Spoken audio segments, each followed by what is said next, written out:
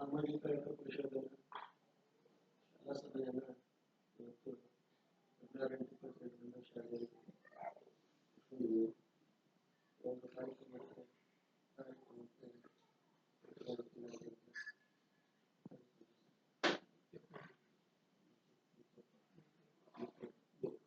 ಮುಖ್ಯಪುಸ್ತಕವನ್ನು ಆಗಮಿಸಿದ್ದಾರೆ. ಹಾಗೆ ನಮ್ಮ ಕಾರ್ಯಕ್ರಮದ ಸಂಯೋಜಕರು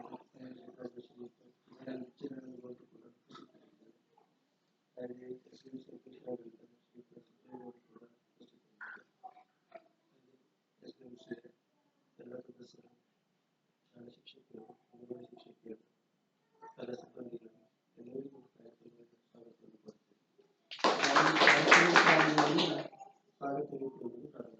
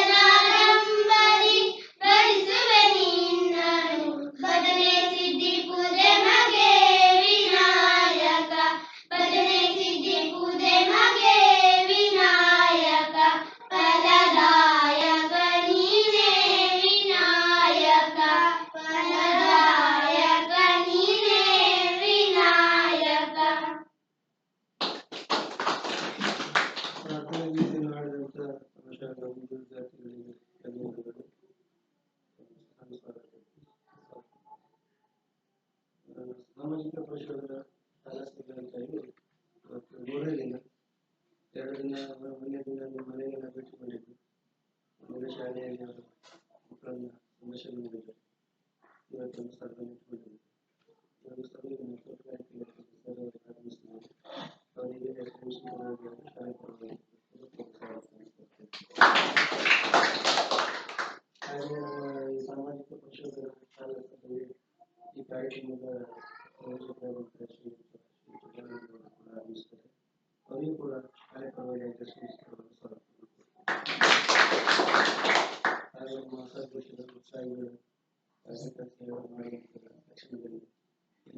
ನಾರಾಯಣಗೌಡರು ಉಪಸ್ಥಿತರಿದ್ದಾರೆ. ಅವರಿಗೂ ಕೂಡ ಸ್ವಾಗತವನ್ನು ಕೋರುತ್ತೇನೆ. ಹಾಗೂ ಉಪಾಧ್ಯಕ್ಷರು ಸದಸ್ಯರು ಇದ್ದಿದೆ, ಅವರಿಗೂ ಕೂಡ ನಮ್ಮ ಕಾರ್ಯಕ್ರಮಕ್ಕೆ ಸ್ವಾಗತವನ್ನು ಕೋರ್ತೇನೆ. ಹಾಗೂ ಶಾಲಾ ಸಿಬ್ಬಂದಿಗಳು, ಅಂಗನವಾಡಿ ಸಿಬ್ಬಂದಿಗಳು ಕೂಡ ಕಾರ್ಯಕ್ರಮದಲ್ಲಿ ಉಪಸ್ಥಿತರಿದ್ದಾರೆ, ಅವರಿಗೂ ಕೂಡ ಸ್ವಾಗತವನ್ನು ಕೋರ್ತೇನೆ.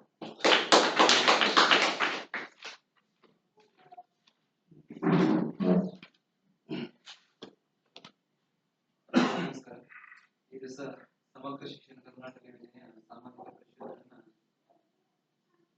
ಕೈಗೊಂಡಿರುವಂತದ್ದು. ಈಗಾಗಲೇ ಪಾಲಕರ ಸಭೆಯನ್ನ ಇವತ್ತು ಮಾಡಿದ್ದಾರೆ.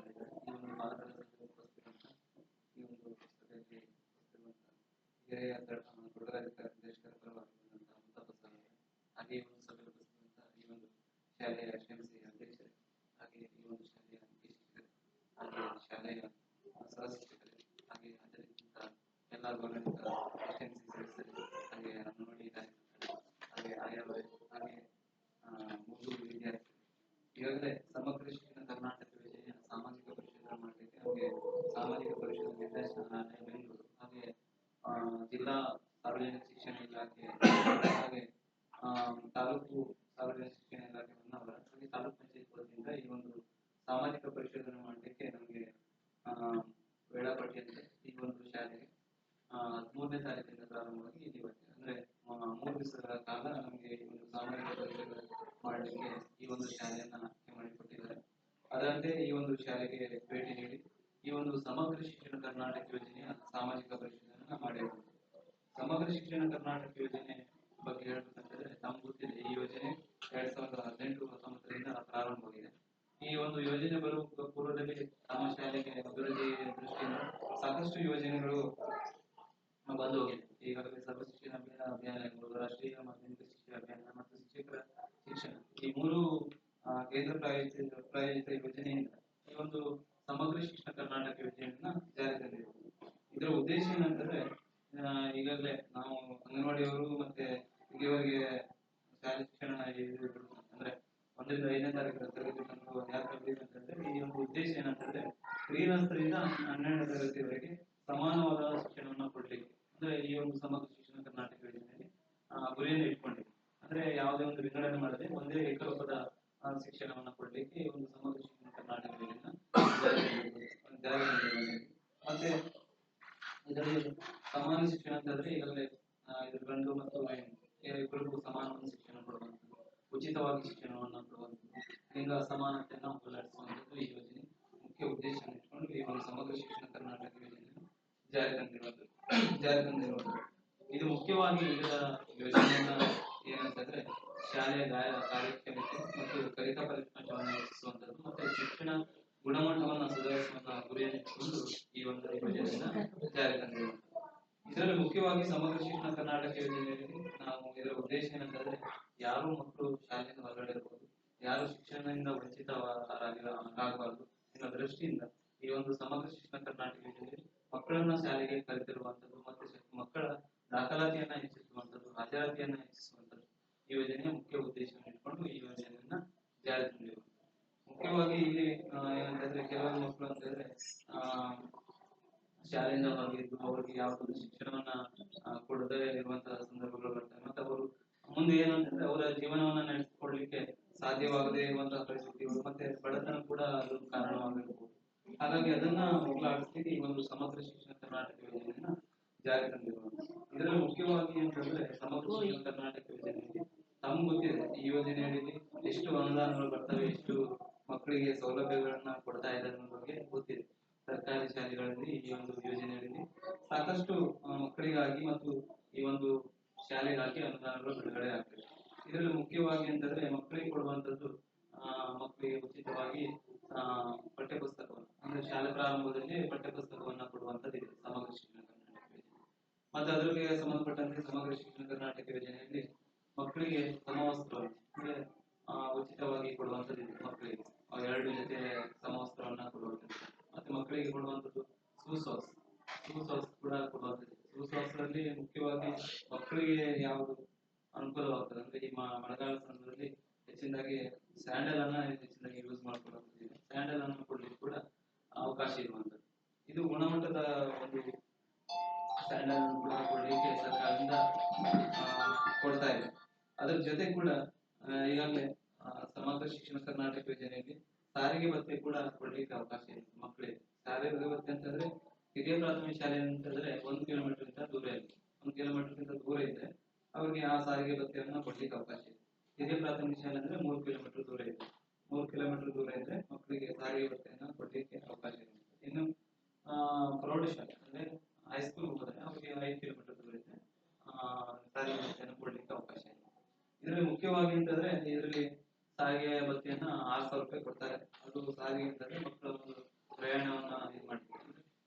ಮನೆಯಿಂದ ಮತ್ತು ಶಾಲೆಗೆ ಬರುವಂತಹ ಪ್ರಯಾಣವನ್ನು ಖರ್ಚನ್ನ ಭರಿಸಲಿಕ್ಕೆ ಅದನ್ನ ಸಾರಿಗೆ ಭತ್ಯೆಯನ್ನ ಈ ಒಂದು ಸಮಗ್ರ ಶಿಕ್ಷಣ ಕರ್ನಾಟಕ ಯೋಜನೆಯಲ್ಲಿ ಕೊಡುವಂಥದ್ದು.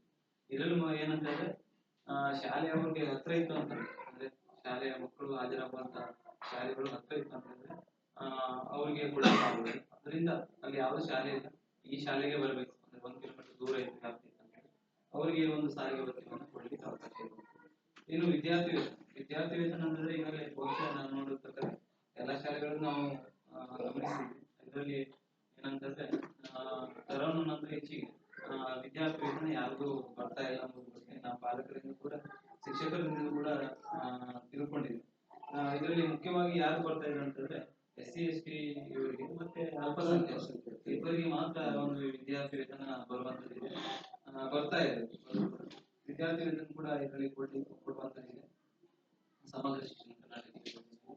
ಮತ್ತೆ ಉಳಿದಂತೆ ಶಾಲೆಗೆ ಸಂಬಂಧಪಟ್ಟಂತೆ ಇಲ್ಲಿ ಶಾಲೆಯಲ್ಲಿರುವಂತಹ ಮೂಲಭೂತ ಸೌಕರ್ಯಗಳಿಗೆ ಸಂಬಂಧಪಟ್ಟಂತೆ ಶಾಲೆಯ ಶೌಚಾಲಯ ನಿರ್ವಹಣೆಗೆ ಮತ್ತೆ ಕ್ಲೀನಿಂಗ್ ಸಂಬಂಧಪಟ್ಟಂತೆ ಅನುದಾನಗಳು ಬರ್ತವೆ, ಶಾಲಾ ಅನುದಾನ ಬರ್ತದೆ. ಅದು ಅದಕ್ಕೆ ಮಾತ್ರ ಖರ್ಚು ಮಾಡ್ಲಿಕ್ಕೆ ಅವಕಾಶ ಇದೆ. ಅದು ವರ್ಷಕ್ಕೆ ಇಂತಿಷ್ಟು ಅಂತ ಬರುತ್ತೆ. ಈ ಶೌಚಾಲಯ ನಿರ್ವಹಣೆ ಅಂದ್ರೆ ಶೌಚಾಲಯ ಕ್ಲೀನಿಂಗ್ ಮತ್ತೆ ಅಲ್ಲಿರುವಂತಹ ಸ್ಯಾನಿಟೈಸರ್ ಅದೆಲ್ಲ ತರಲಿಕ್ಕೆ ಒಂದು ಎಷ್ಟೇ ಅಮೌಂಟ್ ಅನ್ನ ಕೊಡ್ತಾರೆ. ಅದನ್ನು ಕೂಡ ಒಂದು ಶಾಲಾ ಅನುದಾನಕ್ಕೆ ಸಂಬಂಧಪಟ್ಟಂತೆ ಕೊಡುವಂತದ್ದು. ಶಾಲಾ ಅನುದಾನದಲ್ಲಿ ಸಾಕಷ್ಟು ಇಲ್ಲಿ ಲೇಖನ ಸಾಮಗ್ರಿಗಳು ಅಂದ್ರೆ ಇಲ್ಲಿ ಏನ್ ಬೇಕು ರಿಜಿಸ್ಟರ್ ಮತ್ತೆ ಪೆನ್ನು ಪಟ್ಟಿ ಆಮೇಲೆ ಇದೆಲ್ಲ ಅದನ್ನ ತರಲಿಕ್ಕೆ ಕೂಡ ಇದರಲ್ಲಿ ಅವಕಾಶ ಮಾಡಿಕೊಡುವಂಥದ್ದು. ಇದರ ಜೊತೆಗೆ ಕೂಡ ಇಲ್ಲಿ ಮಕ್ಕಳಿಗೆ ಅನುಕೂಲವಾಗುವ ರೀತಿಯಲ್ಲಿ ದಿನಪತ್ರಿಕೆ ಇಲ್ಲಿ ಹೆಚ್ಚಿನಾಗಿ ಬರ್ತಾ ಇದೆ. ಸ್ಕೂಲ್ಗಳೆಲ್ಲ ಬರ್ತಾ ಇದೆ ದಿನಪತ್ರಿಕೆ ಕೂಡ ಅದನ್ನ ತರಿಸ್ಕೊಳ್ಳಿ ಕೂಡ ಅವಕಾಶ ಇರುವಂತದ್ದು. ಮತ್ತೆ ಇದರಲ್ಲಿ ಗ್ರಂಥಾಲಯ ವ್ಯವಸ್ಥೆ ಕೂಡ ಇರುವಂತದ್ದು. ಗ್ರಂಥಾಲಯ ವ್ಯವಸ್ಥೆ ಅಂದ್ರೆ ಮಕ್ಕಳಿಗೆ ಈ ಪಠ್ಯ ಪುಸ್ತಕಗಳು ಹೊರತುಪಡಿಸಿ ಕಥೆ ಪುಸ್ತಕಗಳು ಮತ್ತೆ ಇತರೆ ಪುಸ್ತಕಗಳನ್ನ ಅವರಿಗೆ ವಾರದಲ್ಲಿ 1 ದಿವಸ ಕೂಡ ಅವ್ರಿಗೆ ಓದಲಿಕ್ಕೆ ಕೊಡುವಂತದ್ದು ಕೂಡ ಇರುವಂತದ್ದು ಸಮಗ್ರ ಶಿಕ್ಷಣ. ಇನ್ನು ಉಳಿದಂತೆ ಇಲ್ಲಿ ಇರುವಂತಹ ಮೂಲಭೂತ ಸೌಕರ್ಯಗಳಂದ್ರೆ ತರಗತಿ ಕೊಠಡಿ ಆಮೇಲೆ ಶೌಚಾಲಯ ವ್ಯವಸ್ಥೆ ಆಮೇಲೆ ಕಾಂಪೌಂಡ್ ಹಾಗೆ ನಾಟಕ ಮೇಲೆ ಇದೆಲ್ಲ ಅಂಶಗಳನ್ನ ಈ ಒಂದು ಸಮಗ್ರ ಶಿಕ್ಷಣ ಕರ್ನಾಟಕ ಯೋಜನೆಯಲ್ಲಿ ಒಳಗೊಂಡಿರುವಂತದ್ದು ಇದೆ. ಈ ಒಂದು ಎಷ್ಟು ಏನು ಸಮಗ್ರ ಶಿಕ್ಷಣ ಕರ್ನಾಟಕ ಯೋಜನೆ ಏನಿದೆ ಅದರ ಹೊರತುಪಡಿಸಿ ಮಕ್ಕಳಿಗೆ ಕೊಡುವಂತದ್ದು ತಮ್ಗೆ ಗೊತ್ತಿದೆ. ಮಕ್ಕಳಿಗೆ ಬೆಳಗಿನ ಸಮಯದಲ್ಲಿ ಕ್ಷೀರಭಾಗ್ಯ ಯೋಜನೆ ಅಂದ್ರೆ ಹಾಲನ್ನ ವಿತರಣೆ ಮಾಡುವುದು. ವಾರದಲ್ಲಿ 5 ದಿವಸ ಈ ಹಾಲನ್ನ ವಿತರಣೆ ಮಾಡುವಂಥದ್ದು. ಮತ್ತೆ ಅದರ ಜೊತೆ ಕೂಡ ರಾಗಿ ಮಾಲ್ಟ್ ಮಿಶ್ರಿತ ಅಂದ್ರೆ 3 ದಿವಸ ರಾಗಿ ಮಾಲ್ಟ್ ಕೊಡುವಂಥದ್ದು ಮಕ್ಕಳಿಗೆ ಮಿಶ್ರಿತ ಮಾಡಿ ಹಾಲನ್ನ ಕೊಡುವಂಥದ್ದು. ಅದರ ಜೊತೆ ಕೂಡ ಮಧ್ಯಾಹ್ನದ ಸಮಯದಲ್ಲಿ ಮಕ್ಕಳು ಯಾರು ಹಸಿವಿನಿಂದ ಇರಬಾರದು, ಮಕ್ಕಳಿಗೆ ಉತ್ತಮವಾದ ಊಟ ಕೊಡಬೇಕು, ಬಿಸಿಯಾದ ಊಟ ಕೊಡುವಂತ ದೃಷ್ಟಿಯಿಂದ ಕೇಂದ್ರ ಸರ್ಕಾರದಿಂದ ಪ್ರಧಾನ ಮಂತ್ರಿ ಪೋಷಣ ಶಕ್ತಿ ನಿರ್ಮಾಣ ಈ ಒಂದು ಯೋಜನೆ ಕೂಡ ಜಾರಿಯಲ್ಲಿ ಬಿಸಿಯೂಟ ಅಂದ್ರೆ ಎಲ್ಲಾ ದಿವಸ ಕೂಡ ಮಕ್ಕಳಿಗೆ ಬಿಸಿಯೂಟವನ್ನು ಕೊಡುವಂಥದ್ದು. ವಾರದಲ್ಲಿ 6 ದಿವಸ ಏನಿದೆ ಅದರಲ್ಲಿ 1 ದಿವಸ ಶನಿವಾರ ಅದು ಕೂಡ 50 ಪಲಾವನ್ನ ಅಥವಾ ಚಿತ್ರಾನ್ನ ಅನ್ನ ಸಾಂಬಾರ ಅಂದ್ರೆ ಫುಲ್ ಡೇ ಇದೆ ಅನ್ನ ಸಾಂಬಾರನ್ನ ಕೊಡುವಂಥದ್ದು. ಅದ್ರ ಜೊತೆ ಕೂಡ ಈಗ ವಾರದಲ್ಲಿ ಎಲ್ಲಾ ದಿವಸ ಕೂಡ ಮೊಟ್ಟೆ ಕೊಡುವಂಥದ್ದು. ಮೊಟ್ಟೆ ಅಂದ್ರೆ 6 ದಿವಸ ಕೂಡ ಮೊಟ್ಟೆ ಕೊಡುವಂಥದ್ದು. 6 ದಿವಸ ಅಂತಂದ್ರೆ 2 ದಿವಸ ಮೊದಲು ಸರ್ಕಾರ ಕೊಡ್ತಿತ್ತು. ಈಗ ಏನಂತಂದ್ರೆ ಅಜಿತ್ ಪ್ರೇಮ್ ಫೌಂಡೇಶನ್ 4 ದಿವಸ ಎಕ್ಸ್ಟ್ರಾ ಮಾಡಿ ಅವರು ಎಲ್ಲಾ ದಿವಸನೂ ಕೂಡ ಮಕ್ಕಳಿಗೆ ಮೊಟ್ಟೆ ವಿತರಣೆಯನ್ನ ಮಾಡುವಂಥದ್ದು ಇದೆ. ಅದರಲ್ಲಿ ಮಕ್ಕಳಿಗೆ ಯಾವ್ದು ಇಷ್ಟಪಟ್ಟು ತಿಂತಾರೆ ಅದರಲ್ಲಿ ಮುಖ್ಯವಾಗಿ ಅಂದ್ರೆ ಮೊಟ್ಟೆ ಇನ್ನಂತಂದ್ರೆ ಬಾಳೆಹಣ್ಣು ಶೇಂಗಾ ಚಿಕ್ಕಿ ಇತ್ತು ತೆಗೆದಿದ್ದಾರೆ. ಹಾಗಾಗಿ ಬಾಳೆಹಣ್ಣು ಕೊಡುವಂಥದ್ದು ಇದೆ. ಇದೆಲ್ಲ ಮಕ್ಕಳಿಗೆ ಏನು ಶಿಕ್ಷಣ ವ್ಯವಸ್ಥೆಯನ್ನ ಸುಧಾರಣೆ ಮಾಡಲಿಕ್ಕೆ ಮಕ್ಕಳಿಗೆ ಅನುಕೂಲ ಆದ ರೀತಿಯಲ್ಲಿ ಸರ್ಕಾರಗಳು ಈ ಯೋಜನೆಗಳನ್ನ ಜಾರಿ ತರ್ತಾ ಇದೆ. ಇದಕ್ಕೆ ಸಂಬಂಧಪಟ್ಟಂತೆ ಏನಂತಂದ್ರೆ ಸಾಮಾಜಿಕ ಪರಿಶೀಲನೆ ಮಾಡ್ಲಿಕ್ಕೆ ಕೊಟ್ಟಿರುವುದು. ಈ ಸಾಮಾಜಿಕ ಪರಿಶೀಲನೆ ಈ ಒಂದು ಸಮಗ್ರ ಶಿಕ್ಷಣ ಕರ್ನಾಟಕ ಯೋಜನೆಗೆ ಸಂಬಂಧಪಟ್ಟಂತೆ ಮಾತ್ರ ಸಾಮಾಜಿಕ ಪರಿಶೋಧನೆ ಮಾಡುವಂತದಲ್ಲ, ಎಲ್ಲಾ ಯೋಜನೆಗೂ ಕೂಡ ಈ ಒಂದು ಸಾಮಾಜಿಕ ಪರಿಶೋಧನೆಯನ್ನ ಕಡ್ಡಾಯ ಮಾಡ್ತಾರೆ. ಕಡ್ಡಾಯ ಅಂತಂದ್ರೆ ಈಗ ಗ್ರಾಮ ಪಂಚಾಯತ್ ಮಟ್ಟದಲ್ಲಿ ನಾವು ಸಾಕಷ್ಟು 2 ಯೋಜನೆಗಳಿಗೆ ಕೂಡ ಮಾಡ್ತಾ ಇದ್ವಿ. ಅಂದ್ರೆ ನರೇಗಾ ಮತ್ತು ಫಿಫ್ಟೀನ್ ಫೈನಾನ್ಸ್ ಯೋಜನೆ ಕೂಡ ಸಾಮಾಜಿಕ ಪರಿಶೋಧನೆ ಮಾಡ್ತಾ ಇದ್ವಿ. ಮತ್ತೆ ಇತರ ಇಲಾಖೆ ಕೂಡ ಈಗ ತೋಟಗಾರಿಕೆ ಇಲಾಖೆ ಬಂದಿದ್ದಾರೆ, ಅವ್ರಿಗೂ ಕೂಡ ಅವ್ರದ್ದು ಇಲಾಖೆ ಕೂಡ ನಾವು ಸಾಮಾಜಿಕ ಪರಿಶೋಧನೆ ಮಾಡುವಂತದ್ದು. ಎಲ್ಲಾ ಯೋಜನೆ ಎಲ್ಲಾ ಇಲಾಖೆ ಕುಡಿಯುವ ನೀರು ಇರ್ಬೋದು, CRT ಇರ್ಬೋದು. ಆಮೇಲೆ ಈಗ ಒಂದು ಸಮಗ್ರ ಶಿಕ್ಷಣ ಕರ್ನಾಟಕ ಹೋದ ವರ್ಷದಿಂದ ನಮ್ಗೆ ಕೊಡ್ತಾ ಇದೆ. ಹೋದ ವರ್ಷದಿಂದ ನಾವು ಈಗ 14 ತಾಲೂಕಿನಲ್ಲಿ 52 ಶಾಲೆಗಳನ್ನು ಮಾಡಿದ್ವಿ. ಮತ್ತೆ ಈ ವರ್ಷ ಕೂಡ 52 ಶಾಲೆಗಳು ಇವೆ. ಹಾಗಾಗಿ ಈ ಒಂದು ಸಾಮಾಜಿಕ ಪರಿಶೋಧನೆ ಇದೊಂದು ಯೋಜನೆಗಳಲ್ಲ, ಇದು ಎಲ್ಲಾ ಯೋಜನೆಗಳು ಕೂಡ ಕಡ್ಡಾಯ ಮಾಡ್ತಾ ಇದೆ. ಇದು ಉದ್ದೇಶ ಏನಂತಂದ್ರೆ ಈಗಾಗಲೇ ಸಾಮಾಜಿಕವಾಗಿ ಅಂದ್ರೆ ಇದರ ಪಡಿತಗಳೆಲ್ಲ ಏನಂತಂದ್ರೆ ಮುಖ್ಯವಾಗಿ ನಾವು ಇಲ್ಲಿ ಗ್ರಾಮ ಪಂಚಾಯತ್ನಲ್ಲಿ ಮತ್ತು ತಾಲೂಕು ಪಂಚಾಯತ್ಗೆ ಇಲ್ಲೆಲ್ಲ ಆಡಿಟ್ಗಳು ಆಗ್ತವೆ. ಅದೇನಂತಂದ್ರೆ ಕೆಲವೊಂದು ಲೆಕ್ಕಪತ್ರಗಳಿಗೆ ಮಾತ್ರ ಸೀಮಿತವಾಗಿರುತ್ತೆ. ಲೆಕ್ಕಪತ್ರ ಅಂತಂದ್ರೆ ಎಷ್ಟು ಬಂತು, ಎಷ್ಟು ಖರ್ಚು ಬಂತು, ಎಷ್ಟು ಬಿಲ್ ಇದೆ, ಎಷ್ಟು ಇಲ್ಲ, ಅದ್ರ ಬಗ್ಗೆ ಖರ್ಚು ವೆಚ್ಚ ಏನಿದೆ ಅದಕ್ಕೆ ಸಂಬಂಧಪಟ್ಟಂತೆ ಮಾತ್ರ ಆಡಿಟ್ಗಳ ಆಗ್ತದೆ. ಮತ್ತೆ ಏನಂತಂದ್ರೆ 4 ಗೋಡೆಗಳ ಮಧ್ಯೆ ಅಂದ್ರೆ ಅವರ ಅಧಿಕಾರಿಗಳಿಗೆ ಸಂಬಂಧಪಟ್ಟಂತೆ ಅಧಿಕಾರಿಗಳು ಆಡಿಟ್ ಮಾಡ್ತಾರೆ, ವರದಿಯನ್ನು ಕೊಟ್ಟು ಹೋಗ್ತಾರೆ. ತಮ್ಗೆ ಯಾರು ಗೊತ್ತಾಗುದಿಲ್ಲ, ಈ ವಿಚಾರ ಎಲ್ಲ ಗೊತ್ತಾಗುದಿಲ್ಲ. ಅಂದ್ರೆ ಅದನ್ನ ಆ ವಿಚಾರವನ್ನ ತಿಳಿಸ್ಲಿಕ್ಕೆ ಈ ಒಂದು ಸಾಮಾಜಿಕ ಪರಿಶೋಧನೆ ನಡೀತಾ ಇದೆ. ಈ ಸಾಮಾಜಿಕ ಪರಿಶೋಧನೆ ಸಮುದಾಯದ ಒಟ್ಟಿಗೆ ಮಾಡುವಂತ ಕಾರ್ಯಕ್ರಮ. ಅಂದ್ರೆ ಏನ್ ನಡೆದಿದೆ, ಏನ್ ನಡೆದಿಲ್ಲ ಅನ್ನೋ ಬಗ್ಗೆ ತಮ್ಮ ಮುಂದೆ ಪ್ರಸ್ತಾಪಪಡಿಸುವಂತದ್ದು ಈ ಒಂದು ಸಾಮಾಜಿಕ ಪರಿಶೋಧನೆ ಉದ್ದೇಶ. ಹಾಗಾಗಿ ಈ ಒಂದು ಸಾಮಾಜಿಕ ಪರಿಶೋಧನೆ ನಮ್ಮ ಈ ಒಂದು ಸಾಮಾಜಿಕ ಪರಿಶೋಧನೆ ನಿರ್ದೇಶನಾಲಯಕ್ಕೆ ಹೋದ ವರ್ಷದಿಂದ ಕೊಡ್ತಾ ಇದ್ದಾರೆ. ಅಂದ್ರೆ ಎಲ್ಲ ಯೋಜನೆಗಳನ್ನ ವರದಿ ಆಧಾರದ ಮೇಲೆ ನಮ್ಮ ವರದಿಯನ್ನು ಚೆನ್ನಾಗಿ ಮಾಡ್ತಾರೆ ಬಗ್ಗೆ ಅವರಿಗೆ ಮನಗಂಡು ಅವರು ಈ ಒಂದು ಸಮಗ್ರ ಶಿಕ್ಷಣ ಕರ್ನಾಟಕದಲ್ಲಿ ಸಾಮಾಜಿಕ ಪರಿಶೋಧನೆ ಕೂಡ ಮಾಡಿ ಕೊಟ್ಟಿರುವಂತ. ಈ ಹಿಂದೂ ಕೂಡ ನಾವು ಏನಂತಂದ್ರೆ ಮಿಡ್ ಡೇ ಮೀಲ್ಸ್ ಕೂಡ ಒಂದು ಮಾಡಿದ್ವಿ. ಮಿಡ್ ಡೇ ಮೀಲ್ಸ್ ಅಂದ್ರೆ ರಿಸೀವ್ಡ್ ಕೂಡ ಸಪರೇಟ್ ಆಗಿ ಆಡಿಟ್ಗಳಾಗ್ತವೆ, ಅದನ್ನು ಕೂಡ ಶಾಲೆಗಳಿಗೆ ಇರುವಂತದ್ದು. ಹಾಗಾಗಿ ಈ ಒಂದು ಸಾಮಾಜಿಕ ಪರಿಶೋಧನೆ ಸಮುದಾಯ ಒಟ್ಟಿಗೆ ಮಾಡುವಂತ ಕಾರ್ಯಕ್ರಮ. ಈ ಒಂದು ಸಮುದಾಯದ ಒಟ್ಟಿಗೆ ಮಾಡುವಂತ ಕಾರ್ಯಕ್ರಮವನ್ನು ಈ ಕಳೆದ ಒಂದು 3 ದಿವಸದಲ್ಲಿ ನಾವು ಏನಂತಂದ್ರೆ ಈ ಒಂದು ಶಾಲೆಗೆ ಭೇಟಿ ನೀಡಿ ಇಲ್ಲಿರುವಂತಹ ಸಮಗ್ರ ಶಿಕ್ಷಣ ಕರ್ನಾಟಕ ಯೋಜನೆಯಲ್ಲಿ ನಿರ್ವಹಿಸುತ್ತಿರುವಂತಹ ದಾಖಲಾತಿಗಳನ್ನ, ಹಾಗೆ ಕ್ಯಾಶ್ ಬುಕ್ ಮತ್ತೆ ವಿವಿಧ ದಾಖಲಾತಿಗಳನ್ನ ಪರಿಶೀಲನೆ ಮಾಡಿದ್ವಿ. ಮತ್ತೆ ಮಕ್ಕಳ ಜೊತೆ ಕೂಡ ಸಂದರ್ಶನ ಮಾಡಿ ಅವರ ಅಭಿಪ್ರಾಯ ಕೂಡ ಸಂದರ್ಶನ ಮಾಡಿರುವಂತಿದೆ. ಮತ್ತೆ ಶಿಕ್ಷಕರ ಅಭಿಪ್ರಾಯ ಕೂಡ ಸಂಗ್ರಹಣೆ ಮಾಡಿರುವಂತಿದೆ. ಮತ್ತೆ ಪ್ರಥಮ ದಿವಸ ಕೂಡ ಪಾಲಕರ ಮನೆ ಭೇಟಿ ಮಾಡಿ ಅವರ ಒಂದು ಸಂದರ್ಶನ ಕೂಡ ಮಾಡಿ ಅವರಿಂದ ಕೂಡ ಅಭಿಪ್ರಾಯವನ್ನು ಸಂಗ್ರಹಣೆ ಮಾಡಿರುವಂತದ್ದು. ಆ ವರದಿಯಲ್ಲಿ ಬಂದಂತ ಮತ್ತು ನಾವು ಏನು ಪರಿಶೀಲನೆ ಮಾಡಿದಂತ ಅಂಶದಲ್ಲಿ ವಾಸ್ತವವಾಗಿ ನಾವು ಏನು ಕಂಡು ಬಂದಂತ ಅಂಶಗಳನ್ನ ಜನರ ಮುಂದೆ ವಾಸ್ತವ ಅಂಶಗಳನ್ನ ಹೇಳುವಂತದ್ದಿದೆ. ಹಾಗಾಗಿ ಈ ಒಂದು ವರದಿಯನ್ನ ಕೂಡ ನಮ್ಮ ಗ್ರಾಮ ಸಂಪನ್ಮೂಲ ವ್ಯಕ್ತಿಗಳು ಮತ್ತೆ ನಾವು ಸೇರಿ ಒಂದು ವರದಿಯನ್ನ ಮಾಡಿದ್ವಿ. ಆ ವರದಿ ಕೂಡ ಈ ಒಂದು ಸಭೆಯಲ್ಲಿ ಮಂಡನೆ ಮಾಡಿ ಅದಕ್ಕೆ ಇಲ್ಲಿ ಚರ್ಚಿಸಿ ತೀರ್ಮಾನ ಕೈಗೊಳ್ಳುವಂತದ್ದು ಕೂಡ ಇರುವಂತದ್ದು. ಹಾಗಾಗಿ ಆ ವರದಿಯನ್ನ ನಮಗೆ ಮಾಡಿ ಕೊಟ್ಟಿದ್ದಾರೆ. ಆ ವರದಿ ಕೂಡ ತಮ್ಮ ಮುಂದೆ ಪ್ರಸ್ತುತಪಡಿಸ್ತಾ ಇದೆ. ಈ ಒಂದು ಸಾಮಾಜಿಕ ಪರಿಶೋಧನಾ ಅವಧಿ 1/4/2023 31/3/2024. ಅಂದ್ರೆ ನಾವು ಈಗ ಖರ್ಚು ವೆಚ್ಚಗಳ ಸಂಬಂಧಪಟ್ಟಂತೆ 2023-24 ಸಾಲನ್ನು ಮಾತ್ರ ತೆಗೆದುಕೊಂಡಿದ್ವಿ. ಉಳಿದಂತೆ ವಿಚಾರಗಳು ಅಂದ್ರೆ ಈ ಪ್ರೆಸೆಂಟ್ ಆಗಿ 24-25 ಸಾಲಿನಲ್ಲಿ ಏನ್ ಮಕ್ಕಳ ಸಂದರ್ಶನ ಇರ್ಬೋದು, ಅದು ಪಾಲಕರ ಸಂದರ್ಶನ ಅದನ್ನ ಮಾಡುವಂಥದ್ದು. ಮೂಲಭೂತವಾಗಿ ಸೌಕರ್ಯಗಳೇನಿದೆ ಅದು 24-25 ಸಂಬಂಧಪಟ್ಟಂತೆ ಮಾಡಿರುವಂಥದ್ದು. ಖರ್ಚು ವೆಚ್ಚಗಳಿಗೆ ಸಂಬಂಧಪಟ್ಟಂತೆ ಮಾತ್ರ ಕ್ಯಾಶ್ ಬುಕ್ ಮಾತ್ರ 23-24 ಮಾಡಿರುವಂತಹ ಅಂಶಗಳನ್ನು ನಾವು ಪರಿಗಣನೆಗೆ ತೆಗೆದುಕೊಂಡಿದ್ದೇವೆ. ಈ ಒಂದು ಶಾಲೆ ಸ್ಥಾಪನೆಯಾದ ವರ್ಷ 1950. ವಿದ್ಯಾರ್ಥಿಗಳ ಸಂಖ್ಯೆ ಅಂದ್ರೆ ಈ ಪ್ರೆಸೆಂಟ್ ಆಗಿ ಇರುವಂತಹ ವಿದ್ಯಾರ್ಥಿಗಳ ಸಂಖ್ಯೆ 7. ಈ ಒಂದು ಶಾಲೆಯ ಹಿನ್ನೆಲೆ ಹೇಳ್ಬೇಕಂತಂದ್ರೆ ಉತ್ತರ ಕನ್ನಡ ಜಿಲ್ಲೆಯ ಹೊನ್ನಾವರ ತಾಲೂಕಿನ ಗ್ರಾಮದ ಅಳಗೇರಿ ಮಧ್ಯದಲ್ಲಿ ಸರ್ಕಾರಿ ಕಿರಿಯ ಪ್ರಾಥಮಿಕ ಶಾಲೆ ಇದೆ. ಹೊನ್ನಾವರ ಪಟ್ಟಣದಿಂದ ಸುಮಾರು 11 ಕಿಲೋಮೀಟರ್ ದೂರದಲ್ಲಿ ಇರುವಂತದ್ದು. ಇದು ಹಿಂದುಳಿದ ಗ್ರಾಮೀಣ ಪ್ರದೇಶವಾಗಿದೆ. 1950ರಲ್ಲಿ ಶಾಲೆ ಚಿನ್ಕೋಡ್ ಮಧ್ಯೆಯ ಕಾಯಿ ತುಂಬುವ ಸಣ್ಣ ತೆಂಗಿನಗರಿಯ ಮನೆಯಲ್ಲಿತ್ತು. ಅಲ್ಲಿ ಮಳೆಗಾಲ ಸಂದರ್ಭದಲ್ಲಿ ನೀರು ತುಂಬಿ ಅನಾನುಕೂಲ ಆಗುತ್ತಿರುವುದರಿಂದ ವಿದ್ಯಾರ್ಥಿಗಳಿಗೆ ತೊಂದರೆ ಆಗುತ್ತಿರುವುದರಿಂದ ಊರಿನ ಹಿರಿಯರು ಸೇರಿ ತಾಲೂಕು ಬೋರ್ಡ್ನಿಂದ ಹೊಸ ಕಟ್ಟಡವನ್ನ ಮಂಜೂರಿ ಮಾಡಿಕೊಂಡು ಅಳಗೇರಿ ಗುಡ್ಡದ ಮೇಲೆ ಶಾಲೆಯನ್ನು ಪ್ರಾರಂಭಿಸಲಾಯಿತು. ಈ ಭಾಗದಲ್ಲಿ ಹಿಂದುಳಿದ ಗ್ರಾಮಸ್ಥರು, ಆಚಾರಿ, ಪ್ರದೇಶ ಮಂಡಳಿ, ಹಾಗೆ ನಂಬಿಗ ಹಾಗೂ ಬ್ರಾಹ್ಮಣ ಕುಟುಂಬಗಳು ವಾಸಿಸುತ್ತಿದ್ದು ಹೆಚ್ಚಿನ ಸಂಖ್ಯೆಯಲ್ಲಿ ಗ್ರಾಮೋಪರಿಗಳು ಇದ್ದಾರೆ. 15-20 ವರ್ಷಗಳ ಹಿಂದೆ ಶೈಕ್ಷಣಿಕವಾಗಿ ಅಷ್ಟೊಂದು ಸುಧಾರಣೆ ಕಾಣದ ಜನ ಈಗ ಶೈಕ್ಷಣಿಕವಾಗಿ ಪ್ರಮುಖ ಪ್ರಗತಿಯನ್ನು ಹೊಂದಿದ್ದು ಶಾಲೆ ಪ್ರಗತಿಗೆ ಹೆಚ್ಚಿನ ಮುತುವರ್ಜಿ ವಹಿಸಿ ಶಾಲೆ ಪ್ರಗತಿಗೆ ದುಡಿಯುತ್ತಿದ್ದಾರೆ.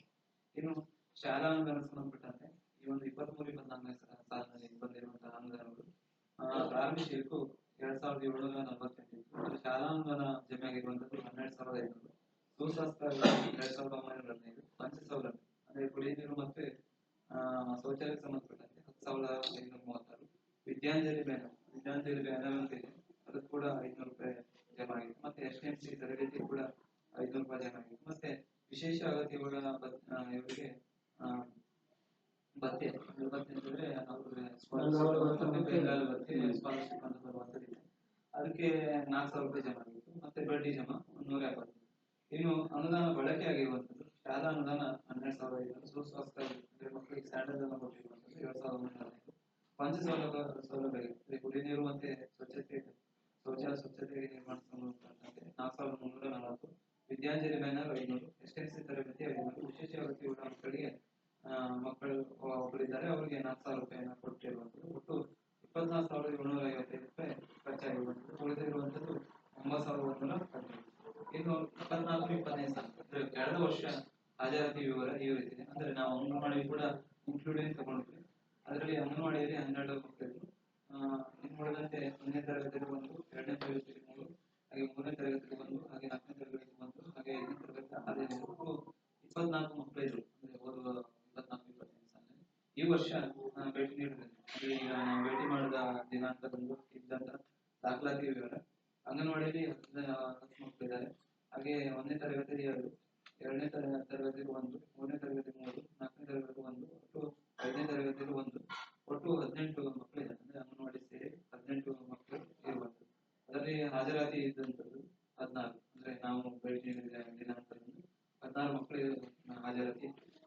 ಇನ್ನು ಸಾಮಾಜಿಕ ಪರಿಶೀಲನಾವಧಿಯಲ್ಲಿ ಕಂಡು ಬಂದಂತ ಧನಾತ್ಮಕ ಅಂಶ ಎಂದರೆ ಈಗಾಗಲೇ ನಾವು ಕಂಡಂತ ಒಳ್ಳೆಯ ಅಂಶ. ಇದರಲ್ಲಿ ಶಾಲೆಯಲ್ಲಿ ಎಲ್ಲಾ ರಿಜಿಸ್ಟರ್ಗಳನ್ನು ಕ್ರಮಬದ್ಧವಾಗಿ ನಿರ್ವಹಣೆ ಮಾಡಬೇಕು. ಅಂದ್ರೆ ಸಮಗ್ರ ಶಿಕ್ಷಣ ಕರ್ನಾಟಕ ಯೋಜನೆಯಲ್ಲಿ ಏನೇನು ದಾಖಲಾತಿಗಳನ್ನು ನಿರ್ವಹಣೆ ಮಾಡಬೇಕು ಅದು ಮುಖ್ಯ ಶಿಕ್ಷಕರು ಉತ್ತಮವಾಗಿ ನಿರ್ವಹಣೆ ಮಾಡಬೇಕು. ಇನ್ನು ಶಾಲೆಯಲ್ಲಿ ಮಕ್ಕಳಿಗೆ ಸರಿಯಾದ ಸಮಯದಲ್ಲಿ ಸುಸ್ವಾಸ್ಥ್ಯಗಳನ್ನ ವಿತರಿಸಲಾಗಿದೆ. ಅಂದ್ರೆ ಸುಸ್ವಾಸ್ಥ್ಯ ಇನ್ನು ಅನುದಾನಗಳು ಬಂದಿತ್ತು, ಆ ಸಮಯದಲ್ಲಿ ಮಕ್ಕಳಿಗೆ ಸುಸ್ವಾಸ್ಥ್ಯಗಳನ್ನ ವಿತರಣೆ ಮಾಡೋದನ್ನ ಗಮನಿಸಬೇಕು. ಹಾಗೆ ಶಾಲೆಯ ಪ್ರಾರಂಭದಲ್ಲಿ ಪಠ್ಯಪುಸ್ತಕ ಮತ್ತು ಸಮವಸ್ತ್ರಗಳನ್ನ ಮಕ್ಕಳಿಗೆ ವಿತರಿಸಿರುವುದನ್ನ ಗಮನಿಸಬೇಕು. ಶಾಲಾ ಮಕ್ಕಳಿಗೆ ಪಠ್ಯಪುಸ್ತಕ ಮತ್ತು ಸಮವಸ್ತ್ರನ ಕೊಟ್ಟಿರುವುದನ್ನು ನಾವು ಗಮನಿಸಲಾಗಿದೆ. ಶಾಲೆಯಲ್ಲಿರುವ ದಾಖಲಾತಿ ಪ್ರಕಾರ ಹಿಂದಿನ ಮಾಹಿತಿ 100% ಮಕ್ಕಳು ಶಾಲೆಗೆ ಹಾಜರಿರುತ್ತಾರೆ. ಅಂದ್ರೆ 100% ಮಕ್ಕಳು ಶಾಲೆಗೆ ಹಾಜರಿಲ್ಲ. ಅಂದ್ರೆ ಕಳೆದ ಹಂತದಲ್ಲಿ ನಾವು ದಾಖಲಾತಿ ಪರಿಶೀಲನೆ ಮಾಡಿದಾಗ ಮಕ್ಕಳು 100% ಅಂದ್ರೆ ಯಾರು ಅಬ್ಸೆಂಟ್ ಆಗಿಲ್ಲ, ಎಲ್ಲರೂ ಶಾಲೆಗೆ ಬರುತ್ತಿರುವುದನ್ನ ಗಮನಿಸಲಾಗುವುದು. ಇನ್ನು ಶಾಲೆಯಲ್ಲಿ ಯುವ ಮತ್ತು ಪರಿಸರ ಕ್ಲಬ್‌ನ ಇರುವುದನ್ನ ಗಮನಿಸಲಾಗಿದೆ. ಇನ್ನು ಸಾಮಾಜಿಕ ಪರಿಶೀಲನಾ ಅವಧಿಯಲ್ಲಿ ಶಾಲೆಯ ಶಿಕ್ಷಕರು ನಿಯಮಿತವಾಗಿ ಹಾಜರಿರುತ್ತಾರೆ. ಅಂದ್ರೆ ಶಾಲೆಯಲ್ಲಿ ಶಿಕ್ಷಕರು ಸರಿಯಾದ ಸಮಯದಲ್ಲಿ ಅಂದ್ರೆ ಬೆಳಗಿನ 9 ಗಂಟೆಗೆ ಹಾಜರಿರ್ತಾರೆ. ಹಾಗಾಗಿ ಅವ್ರನ್ನು ಕೂಡ ನಾವು ಋಣಾತ್ಮಕ ಅಂಶದಲ್ಲಿ ತೆಗೆದುಕೊಂಡಿದ್ದೇವೆ. ಶಾಲೆಯ ದಾಖಲಾತಿ ಪ್ರಕಾರ ಗ್ರಂಥಾಲಯದ ಪುಸ್ತಕವಿದ್ದು ಓದಲು ಮಕ್ಕಳಿಗೆ ಲಭ್ಯವಾಗ್ತದೆ. ಅಂದ್ರೆ ಗ್ರಂಥಾಲಯ ಪುಸ್ತಕ ಕೂಡ ಇದೆ, ಅದು ಕೂಡ ಮಕ್ಕಳಿಗೆ ಲಭ್ಯವಾಗ್ತದೆ. ಶಾಲೆಯಲ್ಲಿ ಮಕ್ಕಳಿಗೆ ಆಟದ ಮೈದಾನ ಕೂಡ ವ್ಯವಸ್ಥೆ ಇರುವಂತದ್ದು. ಹಾಗೆ ಶಾಲೆಯಲ್ಲಿ ಪ್ರತಿನಿತ್ಯ ಮಕ್ಕಳಿಗೆ ಕುಡಿಯುವ ಶುದ್ಧವಾದ ಕುಡಿಯುವ ನೀರು ವಾಟರ್ ಫಿಲ್ಟರ್ ವ್ಯವಸ್ಥೆ, ಕುಡಿಲಿಕ್ಕೆ ವಾಟರ್ ಫಿಲ್ಟರ್ ಕೂಡ ವ್ಯವಸ್ಥೆ ಇರುವಂತದ್ದು ಇದೆ. ಹಾಗೆ ಶಾಲೆಯಲ್ಲಿ ಗಣಿತ ಕಿಟ್ ಲಭ್ಯವಿದ್ದು ಮಕ್ಕಳಿಗೆ ಗಳಿಕೆಗೆ ಲಭ್ಯವಾಗ್ತದೆ. ಅಂದ್ರೆ ಮಕ್ಕಳಿಗೆ ಗಣಿತ ಕಿಟ್ ಕೂಡ ಶಾಲೆಯಲ್ಲಿ ಇದೆ, ಅದು ಕೂಡ ಲಭ್ಯವಾಗ್ತದೆ. ಶಾಲೆಯಲ್ಲಿ ಪ್ರಥಮ ಚಿಕಿತ್ಸೆ ಪೆಟ್ಟಿಗೆ ಇಟ್ಟಿರುವುದನ್ನ ಸಾಮಾಜಿಕ ಪರಿಶೀಲನಾ ಸಂದರ್ಭದಲ್ಲಿ ಗಮನಿಸಲಾಗಿದೆ. ಅಂದ್ರೆ ಮಕ್ಕಳಿಗೆ ಏನು ಆಟವಾಡುವ ಸಮಯದಲ್ಲಿ ಗಾಯವಾದರೆ ಅದಕ್ಕೆ ಕೂಡ ಫಸ್ಟ್ ಏಡ್ ಕೂಡ ಇಲ್ಲಿ ಇರುವಂತದ್ದು. ಇನ್ನು ಸಾಮಾಜಿಕ ಪರಿಶೀಲನಾ ಅವಧಿಯಲ್ಲಿ ಹೇಗೆ ಧನಾತ್ಮಕ ಅಂಶಗಳು ಇರ್ತದೋ ಹಾಗೆ ಋಣಾತ್ಮಕ ಅಂಶಗಳ ಬಗ್ಗೆ ಇಲ್ಲಿ ಶಾಲೆಯಲ್ಲಿ ವಿಜ್ಞಾನ ಕಿಟ್ ಸಂಬಂಧಪಟ್ಟಂತೆ ಶಾಲೆಗೆ ಕೊಡುವಂತದ್ದಿದೆ, ಅದು ಕೂಡ ಇರಬೇಕಾಗ್ತದೆ. ಅದು ವಿಜ್ಞಾನ ಕಿಟ್ ಇಲ್ಲ. ಹಾಗೆ ಶಾಲೆಯಲ್ಲಿ ಪ್ರಚಲಿತ ವಿಜ್ಞಾನ ತಿಳಿದು ದಿನಪತ್ರಿಕೆ ಅಂತಂದ್ರೆ ಈಗಾಗಲೇ ಮಕ್ಕಳಿಗೆ ಪ್ರಚಲಿತ ವಿಜ್ಞಾನ ದಿನನಿತ್ಯ ಏನ್ ನಡೀತದೆ ಅನ್ನೋ ಬಗ್ಗೆ ಮಕ್ಕಳಿಗೆ ಆ ಪೇಪರ್ ನಲ್ಲಿ ಬರುವಂತಹ ಮೇನ್ ಹೆಡ್ಲೈನ್ ಅದು ಹೇಳಿದ್ರೆ ಮಕ್ಕಳಿಗೆ ಸ್ವಲ್ಪ ನಾವು ಈ ಒಂದು ರಾಜ್ಯದಲ್ಲಿ ಅಥವಾ ದೇಶದಲ್ಲಿ ಏನ್ ನಡೀತದೆ ಬಗ್ಗೆ ಕೂಡ ಅವ್ರ ಮನವರಿಕೆ ಆಗ್ತದೆ. ಹಾಗಾಗಿ ಅದನ್ನ ಓದಿಸುವಂತದ್ದು ಕೂಡ ಶಾಲೆಗೆ ಇರಬೇಕಾಗ್ತದೆ. ನಾವು ಕೆಲವೊಂದು ಶಾಲೆಯಲ್ಲಿ ಕೂಡ ದಿನಪತ್ರಿಕೆಯನ್ನು ಓದಿಸ್ತಿರೋದನ್ನ ಮಕ್ಕಳಿಗೆ ನಾವು ಕಂಡುಕೊಂಡಿದ್ದೀವಿ. ಹಾಗಾಗಿ ಇದನ್ನು ಕೂಡ ನಾವು ಋಣಾತ್ಮಕ ಅಂಶದಲ್ಲಿ ತೆಗೆದುಕೊಂಡಿದ್ದೀವಿ. ಮತ್ತೆ ಶಾಲೆಯಲ್ಲಿ ಮಕ್ಕಳಿಗೆ ವಿದ್ಯಾರ್ಥಿ ವೇತನ ಬಂದಿರಬೇಕು. ವಿದ್ಯಾರ್ಥಿ ವೇತನ ಅಂತಂದ್ರೆ ಈಗಾಗಲೇ ನಮ್ಗೆ ಗೊತ್ತಿರುವಂತೆ ಈಗ ಹೇಳಿದೆ 2020-21 ಸಾಲಿನಿಂದ ವಿದ್ಯಾರ್ಥಿ ವೇತನ ಬಂದಿದೆ. ಅಂಶದಲ್ಲಿ ಅದು ಕೂಡ ನಾವು ಋಣಾತ್ಮಕ ಅಂಶದಲ್ಲಿ ತೆಗೆದುಕೊಂಡಿರುವಂತದ್ದು. ಇನ್ನು ಸಾಮಾಜಿಕ ಪರಿಶ್ರಮದಲ್ಲಿ ಒಟ್ಟಾರೆಯಾಗಿ ಕಂಡುಬರುವಂತಹ ಅಂಶಗಳು ಅಂದ್ರೆ ಈಗ ಪಾಲಕರ ಭೇಟಿ, ಮಕ್ಕಳ ಸಂದರ್ಶನ ಹಾಗೆ ಶಿಕ್ಷಕರ ಸಂದರ್ಶನ ಅದರಲ್ಲಿ ಕಂಡುಕೊಂಡಂತಹ ಅಂಶಗಳು ಶಾಲೆಯ ಸಾಮಾಜಿಕ ಪರಿಶ್ರಮ ಭೇಟಿ ಸಂಘದ ಶಿಕ್ಷಕರು ಮತ್ತು ಮಕ್ಕಳಲ್ಲಿ ಒಳ್ಳೆಯ ಬಾಂಧವ್ಯ ಇರೋದನ್ನ ಶಾಲೆಯ ಭೇಟಿ ನೀಡಿದ ಸಂದರ್ಭದಲ್ಲಿ ನಾವು ಗಮನಿಸಿರುವಂತದ್ದು. ಹಾಗೆ ವಿವಿಧ ಬಗೆಯ ಡಿಜಿಟಲ್ ಮೂಲಸೌಕರ್ಯವನ್ನು ಬಳಸಿಕೊಂಡರೆ ಮಕ್ಕಳಲ್ಲಿ ಇನ್ನಷ್ಟು ಕಲಿಕೆ ಸಾಮರ್ಥ್ಯವನ್ನು ಹೆಚ್ಚಿಸಲಿಕ್ಕೆ ಅನುಕೂಲವಾಗುವುದು ಸಾಮಾಜಿಕ ಪರಿಶ್ರಮ ತಂಡದ ಸಲಹೆ. ಅಂದ್ರೆ ಈಗಾಗಲೇ ಡಿಜಿಟಲ್ ಮಾಧ್ಯಮ ಆಗಿರೋದ್ರಿಂದ ಮೊಬೈಲ್ ಯುಗ ಮತ್ತು ಕಂಪ್ಯೂಟರ್ ಯುಗ ಆಗಿರೋದ್ರಿಂದ ಇಲ್ಲಿ ಡಿಜಿಟಲ್ ಮಾಧ್ಯಮ ಅಂತಂದ್ರೆ ಸ್ಮಾರ್ಟ್ ಟಿವಿ. ನಾವು ಕೆಲವೊಂದ್ ಕಡೆ ನೋಡಿದ್ವಿ ಸ್ಮಾರ್ಟ್ ಟಿವಿ ಕೊಟ್ಟಿದ್ದಾರೆ. ಅಂದ್ರೆ ಅದರಿಂದ ಬಹಳಷ್ಟು ಅನುಕೂಲ ಇದೆ. ಮಕ್ಕಳಿಗೆ ಚಿತ್ರದಿಂದ ನೋಡಿದ್ರೆ ಹೆಚ್ಚು ಕ್ಯಾಚ್ ಮಾಡ್ತಾರೆ. ಹಾಗಾಗಿ ಆ ಒಂದು ಸ್ಮಾರ್ಟ್ ಟಿವಿಯಲ್ಲಿ ಇದ್ರೆ ಅದರಲ್ಲಿ ಎಲ್ಲ ಬರ್ತದೆ. ನಾನು ನೋಡಿದ್ದೆ ಕೆಲವೊಂದು ಕಟ್ಟೋಕ್ ಶಾಲೆ ಅಂದ್ರೆ ಸ್ಮಾರ್ಟ್ ಟಿವಿಯಲ್ಲಿ ಹಚ್ಚಿದ್ರೆ ಎಲ್ಲಾನು ಡೀಟೇಲ್ಸ್ ಕೊಡ್ತಾರೆ. ಇದರಲ್ಲಿ ಪೆನ್ಡ್ರೈವ್ದಲ್ಲಿ ಅದು ನೆಟ್ವರ್ಕ್ ಸಿಸ್ಟಮ್ ಇದೆ. ಅದರಲ್ಲಿ ಎಲ್ಲ ವಿಡಿಯೋನು ಬರ್ತದೆ. ಮಕ್ಕಳಿಗೆ ಏನ್ ಪಾಠ ಮಾಡೋದ್ರಿಂದ ಆ ವಿಡಿಯೋ ತೋರಿಸ್ಬಿಟ್ರೆ ಫುಲ್ ಅರ್ಥ ಆಗ್ತದೆ. ಹಾಗಾಗಿ ಅಂತ ವ್ಯವಸ್ಥೆ ಇದ್ಬಿಟ್ರೆ ಮಕ್ಕಳಿಗೆ ಇನ್ನಷ್ಟು ಗುಣಮಟ್ಟ ಶಿಕ್ಷಣ ದೊರೆಯುತ್ತದೆ ಎಂಬುದು ನಮ್ಮ ಒಂದು ಅಭಿಪ್ರಾಯ. ಮತ್ತು ಕಂಪ್ಯೂಟರ್ ಕೂಡ ಇದು ಮೌಸ್, ಇದು ಪೀಸ್ ಅಂದ್ರೆ ಮಾನಿಟರ್, ಇದು ಪೀಸ್ ಅಂದ್ರೆ CPU ಅಂತ ಹೇಳಿದ್ರೆ ಅವು ಸ್ವಲ್ಪ ಹೀಗೆ ಮನವರಿಕೆ ಆಗ್ತದೆ. ಹಾಗಾಗಿ ಅಂತ ವ್ಯವಸ್ಥೆ ಕೂಡ ಇದ್ರೆ ಒಳ್ಳೆಯದು ಎಂಬುದು ನಮ್ಮ ಒಂದು ಅಭಿಪ್ರಾಯ. ಶಾಲೆಯಲ್ಲಿ ನಲಿಕಲಿ ಮಕ್ಕಳಿಗೆ ಕುಳಿತು ಅಭ್ಯಾಸ ಮಾಡಲು ವೃತ್ತಾಕಾರ ಟೇಬಲ್ ಮತ್ತು ಕುರ್ಚಿ ವ್ಯವಸ್ಥೆ ಇದ್ದರೆ ಮಕ್ಕಳಿಗೆ ಅನುಕೂಲವಾಗುತ್ತದೆ ಎಂಬುದು ಸಾಮಾಜಿಕ ಪರಿಶೀಲನೆ ಅಭಿಪ್ರಾಯ. ಅಂದ್ರೆ ಈಗಾಗಲೇ ನಾವು ಕೆಲವು ಶಾಲೆ ನೋಡಿದ್ವಿ, ನಲಿಕಲಿ ಮಕ್ಕಳಿಗೆ ವೃತ್ತಾಕಾರ ಟೇಬಲ್ ಇದೆ, ಅದು ಬರಲಿಕ್ಕೆ ಮತ್ತೆ ಓದಲಿಕ್ಕೆ ಎಲ್ಲ ಚೆನ್ನಾಗಿ ಆಗ್ತದೆ. ಹಾಗಾಗಿ ಅಂತ ವ್ಯವಸ್ಥೆ ಇದ್ದು ಕೂಡ ಮಕ್ಕಳಿಗೆ ಅನುಕೂಲವಾಗುತ್ತದೆ ಎಂಬುದು ನಮ್ಮ ಉದ್ದೇಶ. ಹಾಗೆ ಶಾಲೆಯ ಆವರಣ ಸುತ್ತಲೂ ಭಾಗಶಃ ಕಾಂಪೌಂಡ್ ಇದ್ದು ಮಕ್ಕಳ ಸುರಕ್ಷತೆ ದೃಷ್ಟಿಯಿಂದ ಪೂರ್ಣವಾಗಿ ಕಾಂಪೌಂಡ್ ಅವಶ್ಯಕತೆ ಇರುತ್ತದೆ. ಅಂದ್ರೆ ಇಲ್ಲಿ ಹತ್ರನೇ ರಸ್ತೆ ಇರೋದ್ರಿಂದ ಸುತ್ತಲೂ ಕಾಂಪೌಂಡ್ ಇದ್ರೆ ಒಳ್ಳೆಯದು. ಮಕ್ಕಳಿಗೆ ಮತ್ತೆ ಆ ಕಡೆ ಹೋಗೋದ್ರಿಂದ ಗಾಡಿ ಎಲ್ಲ ಓಡಾಡೋದ್ರಿಂದ ಮಕ್ಕಳ ಒಂದು ಸುರಕ್ಷತೆ ದೃಷ್ಟಿಯಿಂದ ಒಂದು ಕಾಂಪೌಂಡ್ ಆಗೋದು ಅವಶ್ಯಕತೆ ಇರುವುದು ಎಂಬುದು ಪಾಲಕರ ಅಭಿಪ್ರಾಯ ಕೂಡ, ಶಿಕ್ಷಕರ ಅಭಿಪ್ರಾಯ ಕೂಡ, ನಮ್ಮ ಅಭಿಪ್ರಾಯ ಕೂಡ ಇರುವಂತದ್ದು. ಮಕ್ಕಳು ಒಂದು ಸಡನ್ ಆಗಿ ಗಾಡಿ ಬಂತದ್ದು ಹೋಗ್ಬಿಟ್ರೆ ಮತ್ತೆ ಏನಾದ್ರು ಸಮಸ್ಯೆಗಳಾಗ್ತವ ಎಂಬುದು ಮನಗಂಡು ನಾವು ಇನ್ನೊಂದು ತೆಗೆದುಕೊಂಡಿದ್ದೀವಿ. ಹಾಗೆ ಶಾಲೆಯ ಮಕ್ಕಳ ಸಂಖ್ಯೆ ಕಡಿಮೆ ಇರುತ್ತದೆ. ಹೆಚ್ಚಿನ ಮಕ್ಕಳು ಶಾಲೆಗೆ ಸೇರ್ಪಡೆ ಮಾಡಿಕೊಳ್ಳುವುದಕ್ಕೆ ಕೂಡ ಗಮನ ಹರಿಸುವುದು ಅವಶ್ಯಕ. ಈ ಮಕ್ಕಳ ಸಂಖ್ಯೆ ಕೂಡ 8 ಮಕ್ಕಳಿದ್ದಾರೆ, 1 to 5. ಇದು ಮಕ್ಕಳ ಸಂಖ್ಯೆ ಕೂಡ ಹೆಚ್ಚಾದ್ರೆ ಶಿಕ್ಷಕರು ಕೂಡ ಉಳಿತಾರೆ, ಮತ್ತೆ ಹೆಚ್ಚಿನ ಶಿಕ್ಷಣ ಕೂಡ ದೊರೆಯುತ್ತದೆ ಮಕ್ಕಳಿಗೆ. ಅಂದ್ರೆ ಇಲ್ಲಿ 12 ವಿದ್ಯಾರ್ಥಿಗಳಿಗೆ 2 ಶಿಕ್ಷಕರಂತ ಇದೆ. ಅಂದ್ರೆ ಹೋದ ವರ್ಷದ ಬೇಸ್ ಮೇಲೆ ಶಿಕ್ಷಕರಿದ್ದಾರೆ, 2 ಶಿಕ್ಷಕರಿದ್ದಾರೆ. ಇನ್ನು ಮುಂದ್ ವರ್ಷ ಅದು ತೆಗಿತಾರೆ. ಅಂದ್ರೆ 8 ವಿದ್ಯಾರ್ಥಿಗಳಿಂದ್ರೆ 1 ಶಿಕ್ಷಕರು ಸಾಕು ಎಂಬುದ್ರ ಬಗ್ಗೆ ಅವರು ಮನಗಂಡು ಅದು ಒಬ್ಬರೇ ಶಿಕ್ಷಕರನ್ನು ಕೊಡ್ತಾರೆ. ಹಾಗಾಗಿ ಆ ಶಿಕ್ಷಕರ ಸಂಖ್ಯೆಯನ್ನು ಹೆಚ್ಚಲಿಕ್ಕೆ ನಾವು ಮಕ್ಕಳ ಸಂಖ್ಯೆ ಕೂಡ ಹೆಚ್ಚಳ ಮಾಡಿ ಶಿಕ್ಷಕರು ಕೂಡ ಹೆಚ್ಚಳ ಆಗ್ತಾರೆ ಎಂಬುದ್ರ ಬಗ್ಗೆ ನಮ್ಮ ಅಭಿಪ್ರಾಯ ಕೂಡ ಇದೆ. ಹಾಗಾಗಿ ಮಕ್ಕಳ ಸಂಖ್ಯೆ ಕೂಡ ಹೆಚ್ಚಿಗೆ ಮಾಡಬೇಕು. ಅಂದ್ರೆ ಯಾರು ಹೆಚ್ಚಿನಾಗಿ ಪ್ರೈವೇಟ್ ಸ್ಕೂಲ್ ಕಳಿಸೋದ್ಕಿಂತ ಈ ಒಂದು ಗೌರ್ಮೆಂಟ್ ಸ್ಕೂಲ್ ಅಲ್ಲಿ ಕಳಿಸಿದ್ರೆ ಮಕ್ಕಳ ಸಂಖ್ಯೆನೂ ಹೆಚ್ಚಾಗ್ತದೆ, ಮತ್ತೆ ಶಾಲೆ ಕೂಡ ಉಳಿತದೆ. ಕೆಲವೊಂದ್ ಕಡೆ ನಾವು ನೋಡಿದ್ವಿ ಶಾಲೆ ಮಕ್ಕಳ ಸಂಖ್ಯೆ ಕಡಿಮೆ ಆಗಿ ಅದು ಶಾಲೆ ಕ್ಲೋಸ್ ಆಗುವಂತ ಹಂತಕ್ಕೂ ಬಂದಿರುವುದು. ಈಗ ನಾವು ಕಳೆದ 3-4 ಸ್ಕೂಲ್ ಎಲ್ಲ ಕ್ಲೋಸ್ ಆಗಿದೆ. ಮಕ್ಕಳ ಸಂಖ್ಯೆ ಕಡಿಮೆ ಆಗಿ ಬೇರೆ ಶಾಲೆ ಶಿಫ್ಟ್ ಮಾಡ್ತಾರೆ ಅಷ್ಟೇ, ಆಟೋಮೆಟಿಕ್ ಆ ಶಾಲೆ ಕ್ಲೋಸ್ ಆಗುತ್ತೆ. ಹಾಗಾಗಿ ಶಾಲೆ ಕ್ಲೋಸ್ ಆದ್ರೆ ಅದು ಓಪನ್ ಮಾಡ್ಲಿಕ್ಕೆ ಕೂಡ ತುಂಬಾ ಕಷ್ಟ. ತಾವು ಗೊತ್ತಿರ್ಬೇಕು, ಯಾಕಂದ್ರೆ ಅದು ಎಷ್ಟು ಪ್ರಯತ್ನ ಪಡಬೇಕು ಎಂಬುದು ಕೂಡ ನಮ್ಮ ಪಾಲಕರು ಕೂಡ ಗೊತ್ತಿರುವಂತದ್ದು. ಹಾಗಾಗಿ ಶಾಲೆಯಲ್ಲಿ ಮಕ್ಕಳ ಸಂಖ್ಯೆ ಕೂಡ ಹೆಚ್ಚಳ ಮಾಡುವಂತದ್ದು ಅಭಿಪ್ರಾಯ ಇದೆ. ಶಾಲೆಯಲ್ಲಿ 4 ಮತ್ತು 5ನೇ ತರಗತಿ ಮೇಲ್ಚಾವಣಿ ಮಳೆಗಾಲದಲ್ಲಿ ಸೋರುತ್ತಿರುವುದರಿಂದ ಮಕ್ಕಳ ಕಲಿಕೆ ತೊಂದರೆ ಆಗುವುದರಿಂದ ಅದೇ ಮೇಲ್ಚಾವಣಿ ರಿಪೇರಿ ಆಗಬೇಕೆಂದು ಪಾಲಕರು ಮತ್ತು ಶಿಕ್ಷಕರು ತಮ್ಮ ಸಂದರ್ಶನದಲ್ಲಿ ತಿಳಿಸಿದರು. ಅಂದ್ರೆ ಮೇಲ್ಚಾವಣಿ ದುರಸ್ತಿ ಆಗಬೇಕೆಂಬುದು ಕೂಡ ಪಾಲಕರ ಅಭಿಪ್ರಾಯ ಕೂಡ ಇದೆ ಮತ್ತು ಶಿಕ್ಷಕರ ಅಭಿಪ್ರಾಯ ಕೂಡ ಇರುವಂತದ್ದು. ಹಾಗೆ 2023-24 ಸಾಲಿ ಭೂಮಿಕಾ ಸುಪ್ರಿಯಗೌಡ ಇವರ ವಿದ್ಯಾರ್ಥಿಗೆ ಬೆಂಗಾವಲು ಭತ್ಯೆ 2,000 ರೂಪಾಯಿ, 2,000 ರೂಪಾಯಿ ದೊರೆತಿರುವುದನ್ನ ಗಮನಿಸಲಾಗಿದೆ. ಅಂದ್ರೆ ಅವರಿಗೆ ವಿಶೇಷ ಅಗತ್ಯವುಳ್ಳ ಮಕ್ಕಳಿಗೆ ಕೊಡುವಂತಹ ಬೆಂಗಾವಲು ಭತ್ಯೆ ಇದೆ, ಅದು ಕೊಟ್ಟಿರುವಂತದ್ದು. ಹಾಗೆ ಶಾಲೆಯ ಪಾಲಕ ಪೋಷಕರು ಉತ್ತಮ ಸಹಕಾರವನ್ನು ನೀಡುವುದರಿಂದ ಮುಖ್ಯ ಶಿಕ್ಷಕರು ತಮ್ಮ ಸಂದರ್ಭದಲ್ಲಿ ತಿಳಿಸಿದರು. ಅಂದ್ರೆ ಪಾಲಕರು ಈ ಒಂದು ಶಾಲೆಗಾಗಿ ತುಂಬಾ ಸಹಕಾರ ಕೊಡ್ತಿರುವುದನ್ನ ನಾವು ಗಮನಿಸ್ತೀವಿ. ಯಾಕಂದ್ರೆ ಮಾಜಿ ಅಧ್ಯಕ್ಷರು ಮತ್ತು ಪ್ರೆಸೆಂಟ್ ಇರುವ ಅಧ್ಯಕ್ಷರು ಎಲ್ಲರೂ ಈ ಒಂದು ಶಾಲೆಯ ಅಭಿವೃದ್ಧಿಗೆ ಮತ್ತೆ ಶಾಲೆಯ ಯಾವುದೇ ಒಂದು ಕಾರ್ಯನಿರ್ವಹಣೆಗೆ ತುರ್ತು ಆಗಿ ಅವರು ಬಂದು ಎಲ್ಲಾ ಕಾರ್ಯನಿರ್ವಹಣೆಯನ್ನು ಮಾಡುತ್ತಿರುವುದನ್ನ ಶಿಕ್ಷಕರು ತಿಳಿಸಿರುವುದನ್ನ ನಾವು ಗಮನಿಸಿರುವಂತದ್ದು. ಹಾಗೆ ಒಳ್ಳೆಯ ಅಂಶ. ಇದರಲ್ಲಿ ಮನೆ ಭೇಟಿ ಸಂದರ್ಭದಲ್ಲಿ ಸರ್ಕಾರಿ ಶಾಲೆಯಲ್ಲಿ 1ರಿಂದ 7ನೇ ತರಗತಿವರೆಗೆ ಇಂಗ್ಲಿಷ್ ಮಾಧ್ಯಮವಾದರೆ 8ನೇ ತರಗತಿಗೂ ಕನ್ನಡ ಮಾಧ್ಯಮವಾಗಿರುತ್ತದೆ. ಹಾಗಾಗಿ ಸರ್ಕಾರಿ ಶಾಲೆಯಲ್ಲಿ ಸಹ ಇಂಗ್ಲಿಷ್ ಮೀಡಿಯಂ ಆಗ್ಬೇಕೆಂಬುದು ಪಾಲಕರ ಅಭಿಪ್ರಾಯ. ಅಂದ್ರೆ 1ರಿಂದ 7ನೇ ತರಗತಿ ನಂತರ ಸಹಿ ಮಾಡಲ್ಲ. 1ರಿಂದ 7ನೇ ತರಗತಿ ತನಕ ಕನ್ನಡ ಇಂಗ್ಲಿಷ್ ಮೀಡಿಯಂ ಇದೆ. ಮತ್ತೆ ಹೈಸ್ಕೂಲ್ ಲೆವೆಲ್ ಕೂಡ ಇಂಗ್ಲಿಷ್ ಮೀಡಿಯಂ ಆಗಬೇಕೆಂಬುದು ಕೂಡ ಪಾಲಕರ ಅಭಿಪ್ರಾಯ ಇದೆ. ಅದು ಕೂಡ ನಾವು ಈ ಒಂದು ವರದಿಯಲ್ಲಿ ತೆಗೆದುಕೊಂಡಿರುವಂತದ್ದು.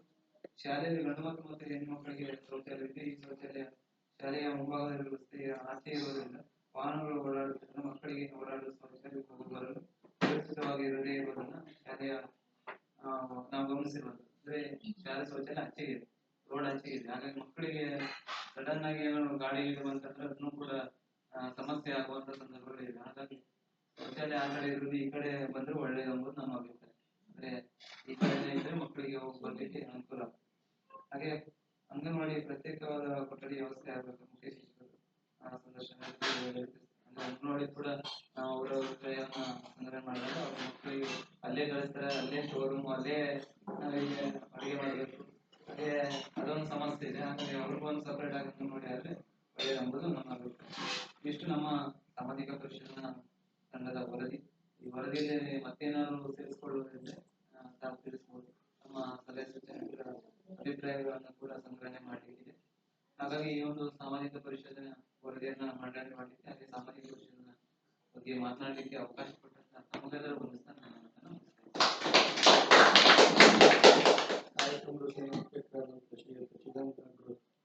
ದೀರ್ಘವಾಗಿ ಸಮಗ್ರ ಶಿಕ್ಷಣ ಕರ್ನಾಟಕ ಕುರಿತು ಹೇಳಿದ್ದಾರೆ. ಶಾಲೆ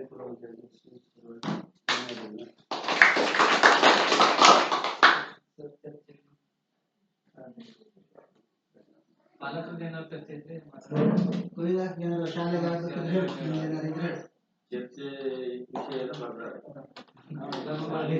ನಾನೇ ಹೇಳ್ಬೇಕು. ಈಗ ಇದ್ರ ಬಗ್ಗೆ ನಾನೇ ಹೇಳ್ಬೇಕು. ಮೊನ್ನೆ ಅವರು ಕೆವಿ ಕೆಲ್ಸಕ್ಕೆ ಬಂದವ್ರೆ ಹತ್ತಿದ್ರು. ಅದು ಬಹಳ ಡೇಂಜರ್. ಯಾರು ಅಂದ್ರೆ ಇಲ್ಲಿ ಅಪ್ಪವ್ರು ಇರ್ತಾರೆ, ಮಕ್ಕಳಲ್ಲಿ ಹೋಗ್ಬಿಡ್ತೀವಿ. ಎಲ್ಲಾದ್ರೂ ಗಾಡಿ ಬಂದ್ಬಿಟ್ರೆ ಅವರೇ ಹೇಳೋಗ್ರೆ ಮನೆ. ನಾವು ಕೂಡ ನಾವು ವರದಿಯಲ್ಲಿ ತಗೊಂಡಿದ್ವಿ. ಶೌಚಾಲಯ ಹೊರಗಡೆ ಮಕ್ಕಳು ಸಡನ್ ಆಗಿ ಹೋಗ್ಬಿಡ್ತಾರೆ. ಮತ್ತೆ ಶಿಕ್ಷಕರು ನೋಡ್ಲಿಕ್ಕೆ ಆಗುದಿಲ್ಲ ಆ ಟೈಮ್ಗೆ. ಅವಾಗ ಏನಾದ್ರು ಸಮಸ್ಯೆ ಆದ್ರೆ ಇವ್ರ ಮೇಲೆ ಹೋಗ್ತಾರೆ ಬಿಟ್ರೆ ಮತ್ತೆ ಮಾಸ್ಟರ್ ಮೇಲೆ ಸರಿಯಾಗಿ ನೋಡ್ಕೊಳ್ಳಿಲ್ಲ ಅಂತ ಈ ಕಡೆನೇ ಆಗ್ಬಿಟ್ರೆ ಅನುಕೂಲ. ಮತ್ತೆ ನಿಮ್ಮಲ್ಲೂ ಕೂಡ ಶಾಲೆ ಜಾಗ ತುಂಬಾ ಇದೆ. ಹಾಗಾಗಿ ಪಂಚಾಯತ್ ಒಂದು ಈಗ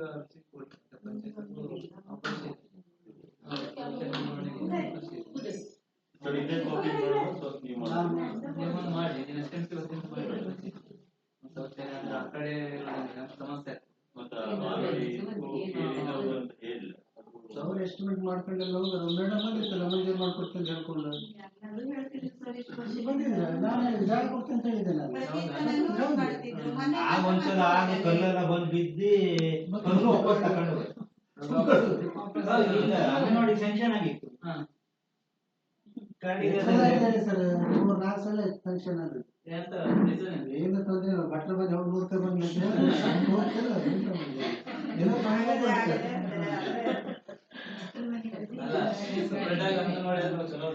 ಅವ್ರಿಗೆ ಎಲ್ಲ ವ್ಯವಸ್ಥೆನ ಮಾಡ್ಕೊಂಡ್ರೆ ಆಗ್ತದೆ. ಅಲ್ಲೇ ರೂಮ್ ಎಲ್ಲ ಬರ್ತದೆ, ಮತ್ತೆ ಕಿಚನ್ ರೂಮ್ ಸುಮಾರು ವರ್ಷ ಸರ್ ಮನೆ ಮತ್ತೆ ಕೆಳಗಡೆ ಸರ್ವೆ ನಂಬರ್ ಎಲ್ಲ ಕೊಡ್ತೇವೆ. ಆದ್ರೆ ಏನು ಎಲ್ಲರಿಗೂ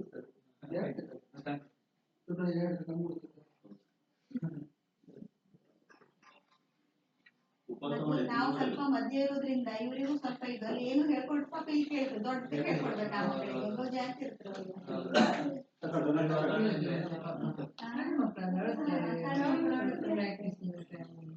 ಅದು ಅಷ್ಟೇ ಇಲ್ಲ, ನಮ್ಮ ಮತ್ತೆ ಟಾಯ್ಲೆಟ್ ಸಮೇತ ರಸ್ತೆ ಆ ಕಡೆ ಕಟ್ಕೊಡ್ತಾರೆ. ಯಾರು ಗೊತ್ತಿಲ್ಲ ಮಾರ್ರೆ. ಸಣ್ಣ ಮಕ್ಕಳು ಆ ಕಡೆ ಕರ್ಕೊಂಡು ಹೋಗ್ತಾರೆ. ಎಷ್ಟು ಸಲ ಇದೆಲ್ಲ ನೆಕ್ಸ್ಟ್ ಮತ್ತೇನಾದ್ರು ಬಂತು ಅಂತ ಹೇಳುದು ರೋಡ್ ಆಚೆ ಮಾಡ್ಲಿಕ್ಕೆ ಬೇಡ ಅಂತ ಹೇಳುದು ನೀವೇ ಪಂಚಾಯತ್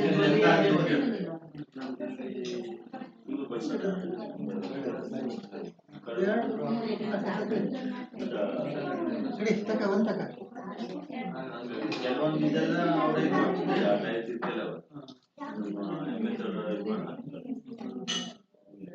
ನಾವು ಸರ್ ಈಗ ರಸ್ತೆಯಿಂದ ಒಂದ್ಸಲ ಮೇಲ್ಗಡೆ ತಗೊಂಡು ಹೋಗ್ಬೇಕಂತ ಹೇಳಿ ವಿಚಾರ ಮಾಡಿದ್ವಿ.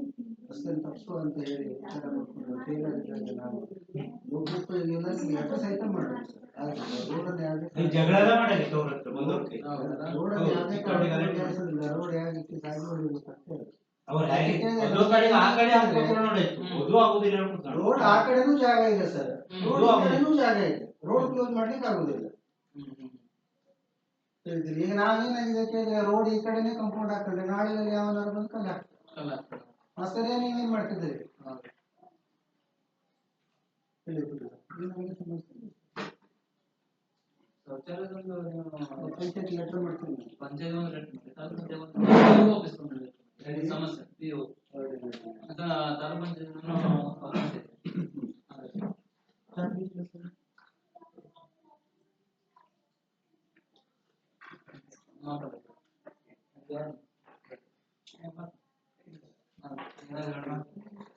ಮಕ್ಕಳ ಸಂಖ್ಯೆ ಕಡಿಮೆ ಇದೆ. ಪಾಲಕರು ಹೇಳಿ ಸರ್, ಇಂಗ್ಲಿಷ್ ಮೀಡಿಯಂ ಕಳಿಸ್ಬೇಡಿ, ಇಂಗ್ಲಿಷ್ ಮೀಡಿಯಂ ಕಳಿಸಿ ಅಂತ ಹೇಳಿ. ಅಷ್ಟೆಲ್ಲ ಸಾಕು. ನಿಮ್ಮ ಬಾಯಲ್ಲಿ ಬಂದ್ರೆ ಸರಿ ಆಗ್ತದೆ ಸರ್. ಅವಾಗ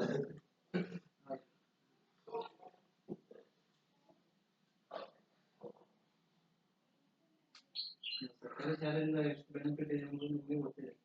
ಎಷ್ಟಿದೆ ಎಲ್ಲ ಕೊಡ್ತಾ ಇದೆ.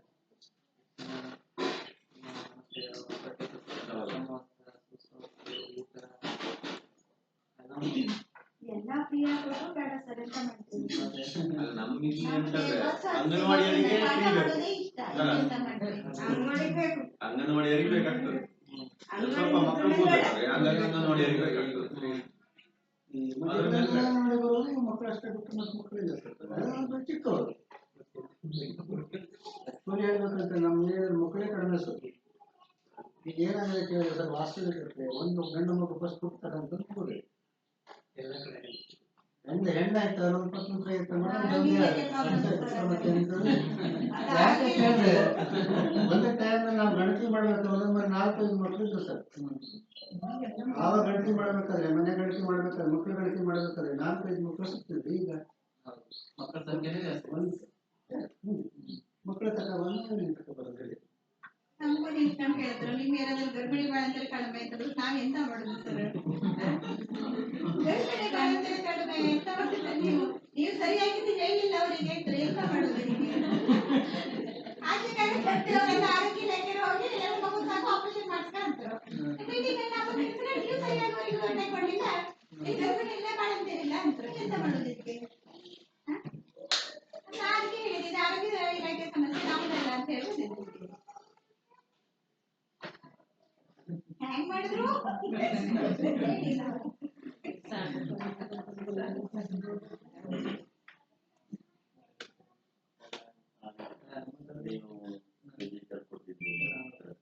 ಮಾತಾಡೋದೇನಿಲ್ಲ, ಇದು ಕಡಿಮೆ ಇದ್ರೆ ಮಾತಾಡುವುದು. ಈಗ ನೀವು ನಾವು ಕೆಲವೊಂದು ಏನೇನು ಅನ್ಸ್ಕೊಂಡಿದೀವಿ ಎಲ್ಲ ಬರ್ದಿದ್ದೀವಿ. ಮಕ್ಕಳಿಗೆ ಹೇಗೆ ಇದು ಮಾಡಬೇಕು, ಶಿಕ್ಷಣ ಕೊಡೋದು, ಮತ್ತೆ ಇಂಗ್ಲಿಷ್ ಮೀಡಿಯಂ ಮಗುಗೂ ಹೇಳಿ, ಇದು ನಾವು ಪ್ರೈವೇಟ್ಗೆ ಕಲಿಸ್ಬೇಕು. ಹಾಗಾಗಿ ಎಲ್ಲ ಸವಲತ್ತನ್ನು ಕೂಡ ಬರ್ದಿದ್ವಿ. ಏನೇನು ಆಗ್ಬೇಕ ಎಲ್ಲ ಬರ್ದಿದ್ವಿ. ಏನು ಆಗಲ್ಲ, ಕರೆಕ್ಟ್ ಆಗಿಲ್ಲ ಅಂತ ಹೇಳಿದ್ರೆ ನಾವ್ ಹೇಳ್ಬೋದಾಗಿತ್ತು. ಇಂಗ್ಲಿಷ್ ಮೀಡಿಯಂ ಮಾಡ್ಲಿಕ್ಕೂ ಇಂಗ್ಲಿಷ್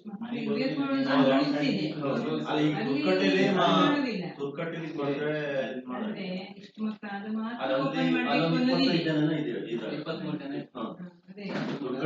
ಮಾತ್ರ ಇಂಗ್ಲಿಷ್ ಮೀಡಿಯಂ ಮಾಡೋದು ದೊಡ್ಡಲ್ಲ ಸುಬ್ರಾಯ. ಮುಂದೆ 8th 9th 10th ಯಾವ ಸ್ಕೂಲಿಗೆ ಹಾಕ್ತೀರಿ? ಇಂಗ್ಲಿಷ್ ಮೀಡಿಯಂ ಯಾವ ಸ್ಕೂಲಿಗೆ ಹಾಕ್ತೀರಿ ನೀವು? ಅದನ್ನು ಪ್ರಸ್ತಾಪ ಮಾಡಿ ಮೊದಲೇ. ಈ 1ರಿಂದ 12 ತನಕ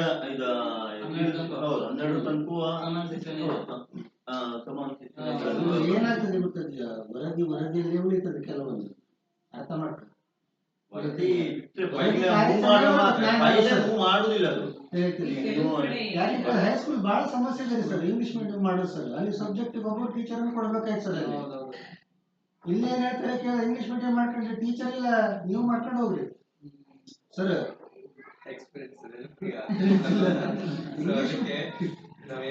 ಈಗ ಇಲ್ಲಿ ಇಂಗ್ಲಿಷ್ ಮೀಡಿಯಂ ಆಯ್ತು ಅಂದ್ರು ಮತ್ತೆ ಟೀಚರ್ಸ್ ಕೊಡುದಿಲ್ಲ. ಈಗ ನಾವೇ ಮಾಡ್ಬೇಕು ಅದನ್ನು.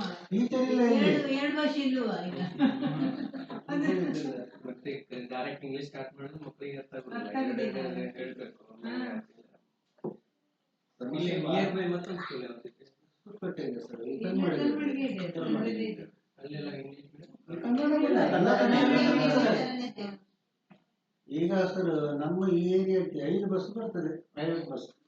ವಿಚಾರ ಮಾಡಿ, ಅಂದ್ರೆ ಇಲ್ಲಿನ ಮಕ್ಕಳು ಅಂತಾರೆ ಇಲ್ಲಿ ರೂಟಲ್ಲಿ ಹೋಗ್ತಾ ಇರ್ತದೆ, ಹೇಳಿದ್ದಿಲ್ಲ 5 ಬಸ್ ಬರ್ತದೆ. ಬಸ್ ನೋಡ್ಕೊಂಡ್ರೆ ಜನರಿಗೆ ಆಕರ್ಷಣೆ ಬರ್ತದೆ. ನನ್ನ ಬಸ್ ಹತ್ತಿರ ಯಾವಾಗ?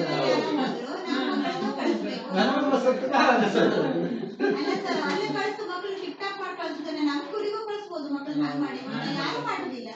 ಎಂತ ಮಾಡುದು ಅದು ಖರ್ಚು ಮಾಡೋದು ಇಲ್ಲಿ ಅದು ನೀವು ಅವ್ರ ಹತ್ರ ಪಾಲಕರ ಹತ್ರ ಸ್ಟ್ರಿಕ್ಟ್ ಮಾಡಿ ಹೇಳಿದ್ರೆ ಅಲ್ಲಲ್ಲಿ ಬೆಗಿಲಿ ಅಂದ್ರೆ ಬೆಗಿಲಿ ಯೂನಿಫಾರ್ಮ್ ಈಗ ಎಂತ ಆಗ್ತದೆ ಕೇಳ್ಕೊಳ್ಳಯ್ಯ ಮನೆಯಲ್ಲಿ ಕಳಿಸ್ಬೇಕಿದ್ರೆ ಅವ್ರು 2 ಕೊಟ್ರೆ ನನ್ನ ಮಗ ಸಾಲಿ ಬೈತಾರೆ ಕಳಿಸ್ಬಿಟ್ರ ಈಗ ಅವರು ಇವ್ರು ಹೇಳಲ್ಲ ನಂದು ಹತ್ರ ಬಂತು ನಾನು ಬೆಳಗ್ಗೆ 6 ಗಂಟೆಗೆ ಇಲ್ಲ ಇಲ್ಲ ಬಾನಾಗುತ್ತೆ. ನಾಳೆ ನಾನು ಸಹಿ ಹಾಕ್ತಿಲ್ವಾ ಮೇಡಮ್? ಹೇಳು ರಿಜಿಸ್ಟರ್ ಒಂದು ಸಹಿ ಹಾಕಿ, ಒಂದು ಸಹಿ ಹಾಕಿ ಸಿಗ್ನೇಚರ್.